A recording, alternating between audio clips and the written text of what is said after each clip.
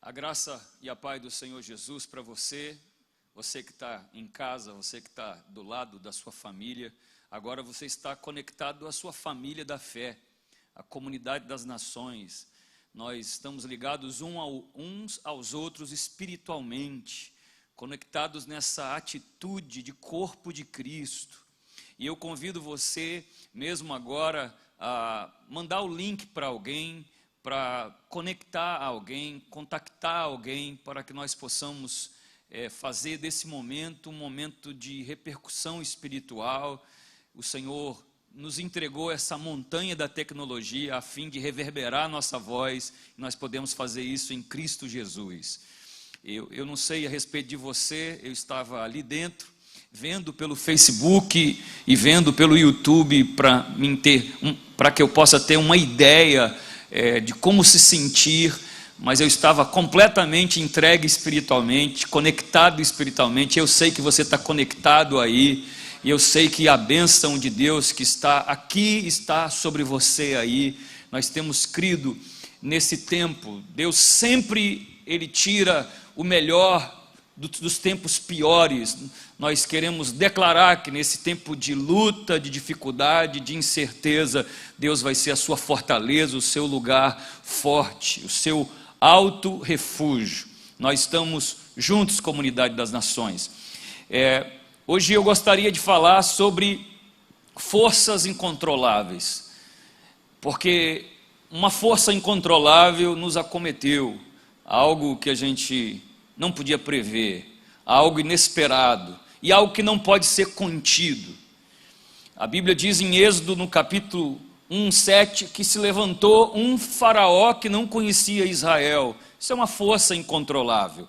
É algo que acontece que nós não podemos prever, esperar, mas que naquele acontecimento incontrolável, que a perseguição veio sobre o povo de Israel, o Senhor levantou um libertador. Algo nasceu, esse algo chamava Moisés, e libertou o povo. Eu quero começar essa mensagem dizendo para você que nesse tempo de coisas incontroláveis que estão acontecendo, Deus vai fazer nascer a sua salvação, Deus vai fazer nascer o seu resgate, vai fazer nascer o seu libertador.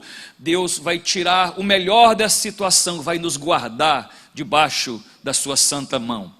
Mas para falar de forças incontroláveis, eu queria hoje ler com você o que está em Mateus capítulo 13, verso 24.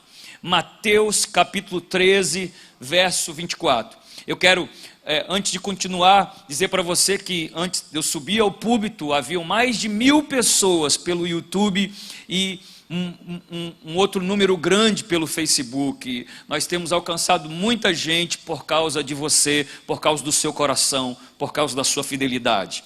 Mateus 13, verso 24. Vamos ler juntos essa parábola. Ela diz assim: outra parábola lhes propôs, dizendo: o reino dos céus é semelhante a um homem que semeou a boa semente no seu campo, mas enquanto os homens dormiam, veio o inimigo dele e semeou o joio, a má semente, no meio do trigo, e retirou-se. E quando a erva cresceu e produziu fruto, apareceu também o joio. Então, vindo os servos do dono da casa, lhe disseram: Senhor, não semeamos a boa semente no teu campo? De onde vem esse joio, essa erva daninha? Ele, porém, lhe respondeu: um inimigo fez isso. Mas os servos lhe perguntaram outra vez: queres que vamos e arranquemos o joio? Verso 29. Não, replicou ele, para que ao separar o joio, não arranqueis também dele o trigo. Deixai-os crescer juntos, até a colheita.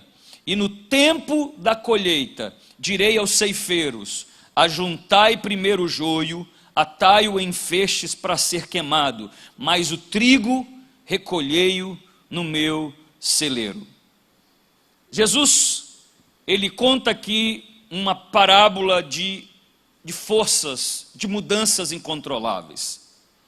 A Bíblia diz que um homem contratou pessoas plantadores e ele plantou boa semente na sua fazenda. Ele plantou trigo. E à noite veio um inimigo e jogou joio, e jogou ervas daninhas no meio do trigo. Aqui está um homem que plantou a boa semente. A Bíblia não fala se ele era bom, ou se ele era ruim, se ele era justo, ou se ele era injusto. A Bíblia não diz que se ele havia feito coisas melhores do que ruins. A Bíblia conta que ele plantou uma boa semente. Talvez seja essa a nossa situação hoje. Nós sabemos que muita gente plantou uma má semente, mas muita gente plantou uma boa semente. E por que isso nos acometeu? Porque essa situação chegou, porque ela vem sobre todos. Porque Jesus é que diz isso. Ele diz que a chuva, ela cai sobre os justos e sobre os injustos. Ou seja, o benefício do céu cai sobre todos. Mas também os desafios vêm sobre todos. A diferença que é revelada nos mostra muito nas pragas. Existem 10 pragas no Egito. Pragas como que Moisés declarou sobre o povo egípcio.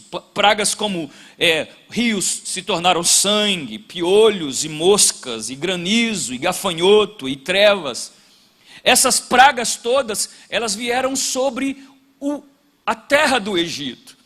E as pessoas que estavam na terra do Egito, os judeus, também passaram por essas pragas. Mas a Bíblia diz que houveram 2 pragas que não vieram sobre o povo de Deus. Aquela dos tumores. Nenhum judeu foi alcançado por tumor. Eu quero declarar isso sobre a sua casa, sobre a sua família.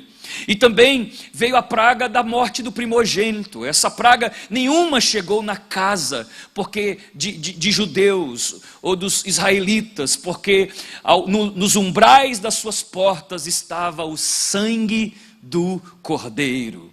Nós queremos declarar isso, por mais que nós estejamos nesse mesmo barco de que infiéis estão, do mundo, mas Deus vai guardar a sua casa, Deus vai guardar a sua família, Deus vai guardar a sua saúde. O homem plantou a boa semente, mas veio o inimigo e lançou a má semente. Por mais que as ervas daninhas foram lançadas, isso não comprometeu o nascimento do trigo. Eu quero dizer para você que mesmo nesse tempo de desafios, não vai comprometer o seu crescimento. Deus vai guardar. Hoje eu tenho mais uma vocação profética aqui para declarar que nesses desafios, Deus vai guardar a sua casa, Deus vai guardar a sua família, Deus vai guardar o seu negócio. Esteja firme no Senhor, porque a mão dele está sobre você. A Bíblia diz que o homem plantou a boa semente e ele foi dormir. Foi dormir. Eu queria perguntar a você, quem não dorme? Quem é capaz de permanecer olhando, fito, vigiando 24 horas por dia? Não, eles trabalharam muito e foram dormir. E porque ninguém é um super-homem espiritual, porque ninguém é capaz de estar atento o tempo todo. Porque todos nós falhamos, mas nós somos filhos de Deus. Não é porque nós erramos, é que nós perdemos essa conexão com o céu, com o Senhor. Ele nos guarda. Irmãos, quando nós olhamos para essa situação do Covid-19, desse coronavírus, os lugares que estavam mais preparados, assim, se a gente olhar para o sistema de saúde de países de primeiro mundo, que foram atacados por por esse coronavírus, hoje estão em pânico, em situação dificílima. Você vê que não é a questão porque estavam tão bem ou mal preparados, porque a Bíblia diz aqui que essa erva, esse inimigo, durante o sono deles lançou essa erva, lançou esse joio, mas o trigo cresceu. Eu quero dizer para você que o trigo vai crescer nesse tempo de desafio. Eu sei que existe joio, eu sei que existem ervas daninhas, mas o trigo vai crescer. Mas Deus vai dar o crescimento, Ele mesmo vai manter o crescimento. O homem foi dormir, e à noite veio o seu inimigo. Aí, eu quero dizer que o inimigo não era o inimigo. O inimigo dessa situação toda, dessa parábola, é a racionalização. São as perguntas que, às vezes, irracionais, que nós fazemos no tempo de crise, em tempos em que forças incontroláveis estão acontecendo. A primeira pergunta desses homens aqui, para o Senhor, para o dono da fazenda, foi essa: o Senhor não semeou a boa semente? Por que isso aconteceu? Você não semeou a boa semente, por que desse problema? Às vezes nós queremos fazer senso de tudo, queremos racionalizar o irracional, queremos justificar o injustificável, queremos trazer luz sobre aquilo que está encoberto, revelar aquilo que a mão de Deus não desencobriu. Portanto, tenha cuidado nesse tempo, quando alguém quiser dar alguma razão dessa situação que está acontecendo no mundo, quando alguém quiser apontar, está acontecendo por isso ou aquilo, porque existem coisas que estão debaixo da mão do Senhor. A Bíblia diz em Deuteronômio 29, que as coisas encobertas pertencem ao Senhor, mas as reveladas pertencem a nós. Em Provérbios 25:2 diz que a glória do Senhor é encobrir as coisas, mas a tentativa dos homens é esquadrinhá-las. Às vezes nós nos sentimos como os discípulos de Jesus, lá em João capítulo 9, verso 2, quando olharam para um menino que nasceu cego, e perguntaram: Senhor, quem pecou para que esse menino nascesse assim? Porque eles pensaram: isso tem raízes mais profundas, isso tem pecados encobertos, isso é alguém que falhou, é alguém que errou. Nem sempre é assim. Às vezes essa situação veio, como Jesus disse, ela veio para que se manifeste as obras de Deus. Nessa situação hoje veio para que se manifeste as obras que Deus pode fazer através dos seus filhos. Quem sabe é o momento de manifestar as obras de Deus na sua família, de você se conectar a pessoas, conectar a necessidades, de você se ligar a gente que precisa de receber recados, de receber a ligação. Esse momento é para que se manifeste a solidariedade, para que se manifeste a amizade, para que se manifeste a graça, para que se manifeste a misericórdia. Deus nos dá uma oportunidade nesse tempo de nos ligarmos uns aos outros, de não podemos estar isolados dentro de uma casa, mas ligados existencialmente, espiritualmente, emocionalmente.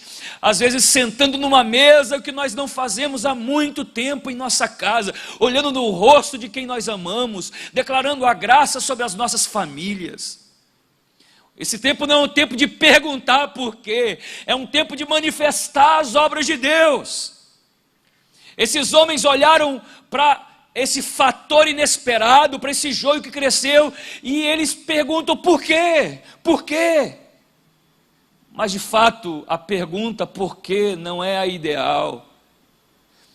Deus está dizendo: manifeste o meu amor ao mundo, a minha graça ao mundo. É um tempo de orar mais, comunidade das nações. É um tempo de clamar mais o Senhor, é um tempo de jejuar. Eu sinto que de alguma forma Deus está nos contristando, Deus está nos chamando ao arrependimento, Deus está nos chamando a nos conectar com Ele, Deus está chamando a humanidade a olhar para aquele que é poderoso, aquele que é glorioso, aquele que é misericordioso. Ore nesse tempo, leia a palavra. Você não está podendo sair à noite, use as suas noites para a sua família, para Deus, para a palavra. Se conecte àquilo que Deus quer fazer na sua vida. Essa foi a primeira pergunta: por que isso aconteceu, se nós semeamos apenas as boas sementes? A segunda pergunta é: quem semeou esse joio? Quem semeou essa situação?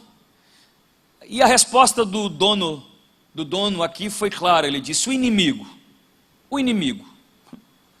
É claro que é sempre o inimigo, com a permissão de Deus, mas é o inimigo. No texto, no livro de Jó, é o inimigo que toca a vida de Jó, com permissão de Deus, mas foi o inimigo.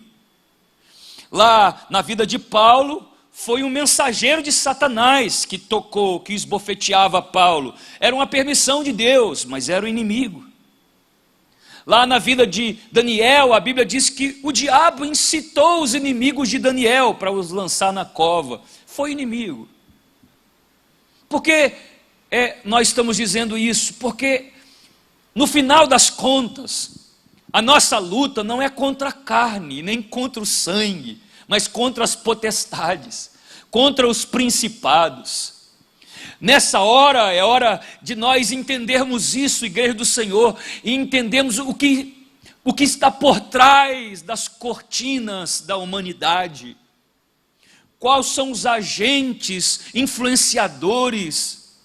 É hora de nós clamarmos a Deus e nós nos posicionarmos espiritualmente, porque nós temos um Deus que cuida de nós, e nós temos um inimigo que luta contra a nossa vida, mas a igreja posicionada é o diabo derrotado.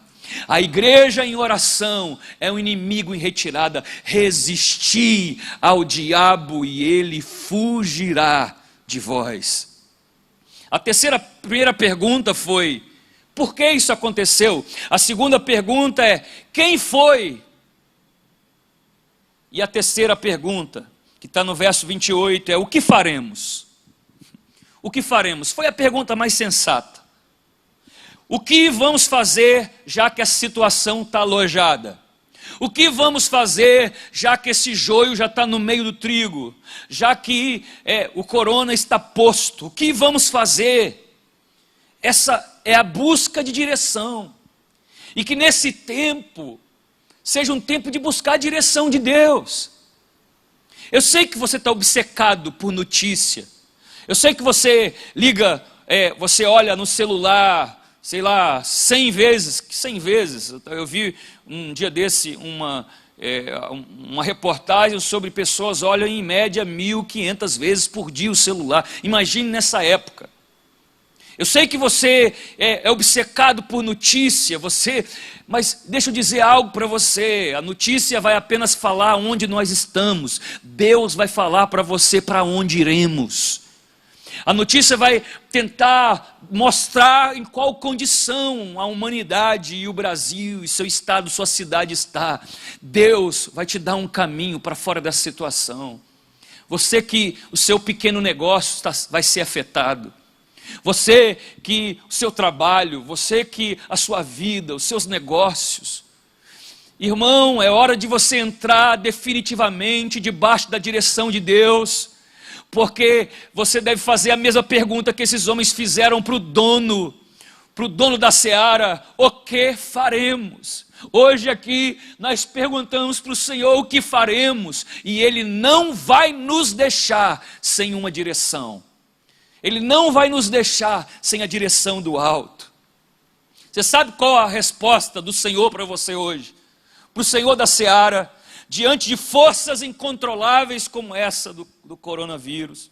A primeira coisa, a resposta do Senhor para os trabalhadores: sem afobação, gente, sem desespero, sem precipitação. Eles queriam já tentar arrancar o joio, mas o Senhor disse: calma, alma. Calma, apacenta, permita que o Senhor apacente seu coração e acalme suas emoções. Permita que Ele nesse momento tranquilize a sua mente. Respire a presença do Deus Todo-Poderoso. Confie naquele que nunca te abandonou, sem afobação. Essa é a resposta do Senhor da seara. Irmãos, em 2 Coríntios capítulo 4, verso 18 diz: em tudo somos atribulados, porém não angustiados, perplexos, porém não desanimados, perseguidos, porém não desamparados, abatidos, porém não destruídos, levando sempre no corpo o morrer de Jesus, para que também a sua vida se manifeste no nosso corpo. Primeira resposta, sem afobação para esse tempo. Segundo, a resposta foi espera. Eles quiseram, a gente tira o joio, ele diz, espera, espera. Espera, porque se você for precipitado, se você tiver emoções precipitadas, você vai arrancar as coisas boas de dentro do seu coração. Aqui nesse texto, o dono da seara, o nosso Deus, aqui figurado como o dono daquela fazenda, ele diz, vai haver um momento que a situação vai poder ser definida. A situação era insolúvel naquele momento. E se arrancar o joio, perde o trigo. Mas a situação exigia paciência e perseverança. Povo de Deus, paciência e perseverança. O seu Deus está cuidando de você. Paciência e perseverança. Ele não te abandonou. No verso 29, o que o Senhor diz, e Ele define, e Ele ensina, é que vai haver um dia em que Deus vai recolher e queimar aquilo que está no seu campo, que não pertence ao seu campo. Vai haver um dia que Deus vai dar ordem, e esse dia está chegando, que tudo que não é para estar na sua vida vai ser tirado em nome de Jesus. Tudo que não é para estar na sua casa, tudo que não é para estar na sua família vai ser tirado. Vai chegar um tempo em que aquilo que é parcial vai ser por inteiro. Aquilo que não é completo vai se completar. Vai haver um dia em que o reino de Deus vai ser estabelecido nas áreas da sua vida. O dono do campo, aqui o rei dos reis, ele diz hoje, olha, calma o teu coração. Vai haver um dia que eu vou enviar os meus emissários para arrancar aquilo que não pertence. Existem coisas que não pertencem. Esse vírus não pertence. Existem situações na sua vida que não pertencem ao seu campo. E Deus vai enviar seus anjos para arrancar aquilo que não pertence. Em Isaías 54, verso 7, diz assim, por um breve momento te deixei, mas com grandes misericórdias te torno a acolher-te. Em 2 Coríntios 4,17 diz, porque a nossa leve e momentânea tribulação produz para nós um peso eterno de glória, acima de toda comparação.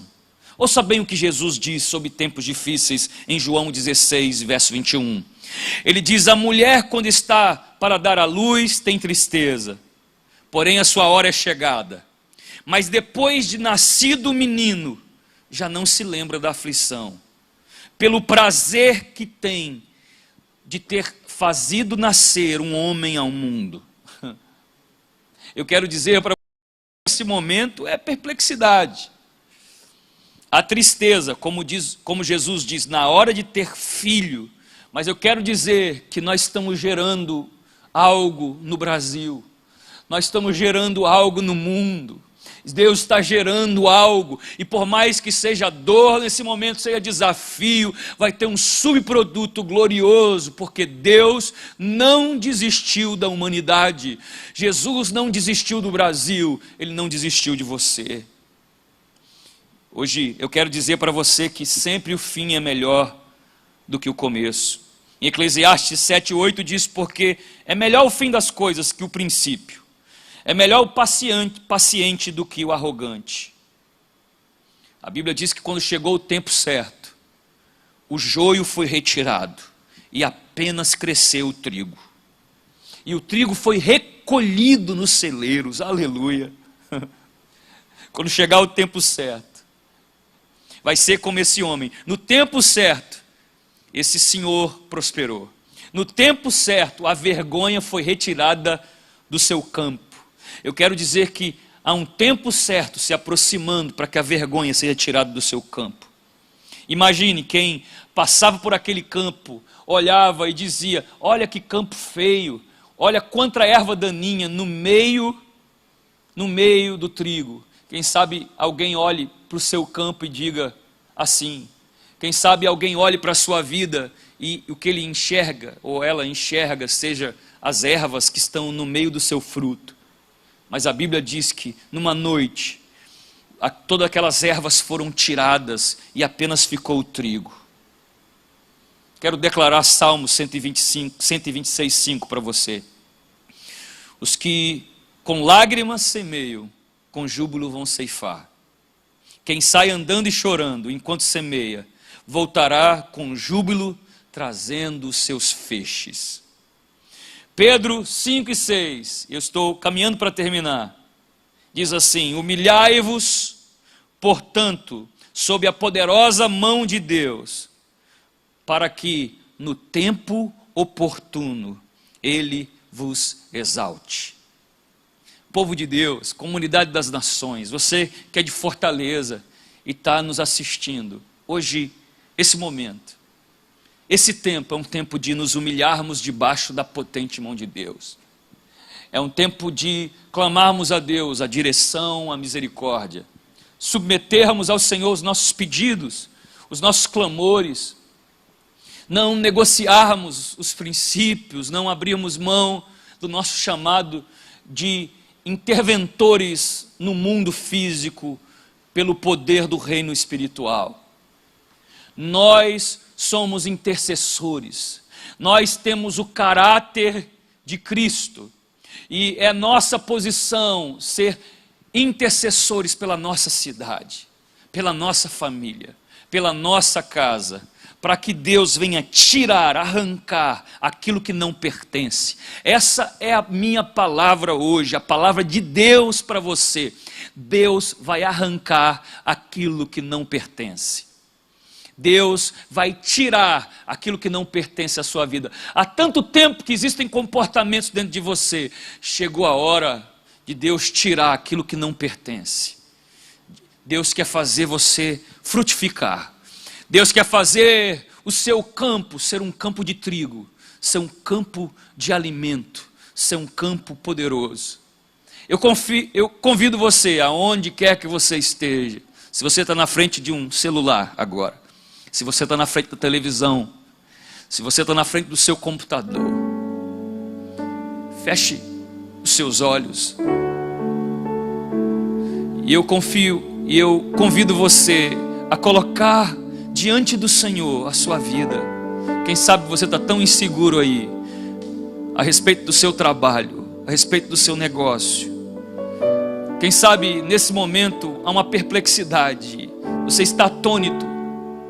A Bíblia diz que nos últimos dias os homens ficariam perplexos por causa das coisas que viriam. Quem sabe essa é a perplexidade dos últimos dias, de ver situações que nós não podemos mudar. É nessa hora que nós confiamos no nosso Deus, de ver coisas que nós não podemos transformar. Olhe, essa situação está nos subjugando, está nos desempoderando. Para o quê? Para nós entendermos que é Deus a nossa vida, é Deus em Fortaleza, é Deus sobre a comunidade das nações, é Deus sobre a sua família, é Deus sobre a sua casa. É a mão do Senhor, é a graça do Senhor, e nesse momento nós confiamos em Deus e apenas nele, com os olhos fechados. Pai, Senhor, cada pessoa, cada vida, cada família em volta de uma televisão, ó Senhor, que estão hoje conosco juntos, que estão dizendo: Pai, é só o Senhor que pode nos dirigir, é só o Senhor que pode mudar a nossa história, é só o Senhor que pode nos guardar. É Deus, mais do que nunca nós confiamos em Ti, mais do que nunca a nossa mão, ó Senhor, hoje não pode fazer, ela apenas pode levantar. Os nossos passos não podem correr, eles apenas podem se dobrar diante do Senhor. Hoje, o lugar mais alto que nós queremos estar é aos Teus pés. Hoje, Deus, o nosso clamor é o clamor de quem é completamente dependente do Senhor e que sabe em quem tem crido e está bem certo que Ele é poderoso para guardar o nosso depósito até o último dia. Esse é o nosso Deus, esse é o nosso Senhor. Vamos cantar juntos. Confiando em nosso Deus e em seu eterno amor, não seremos abalados, não seremos abalados, não seremos abalados.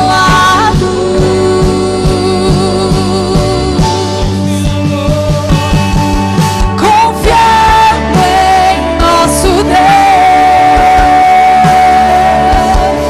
e em seu eterno amor, não seremos abalados, não seremos abalados, não seremos abalados.